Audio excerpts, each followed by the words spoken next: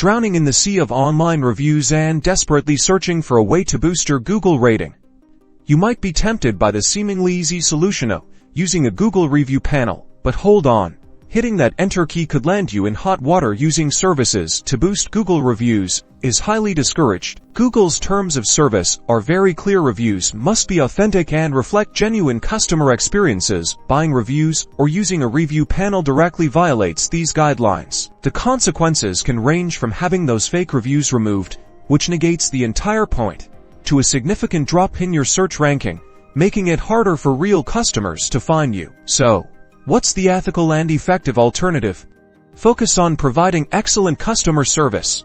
Happy customers are far more likely to leave positive reviews organically.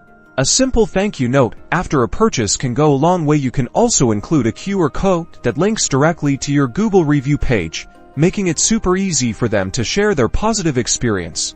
Don't be afraid to politely ask satisfied customers to leave a review. Timing is key. Ask shortly after they've had a positive interaction with your business. Building a strong online reputation takes time and effort, but it's a sustainable approach that fosters trust and ultimately attracts more genuine customers to your business. Forget shortcuts. Focus on quality service and genuine customer engagement.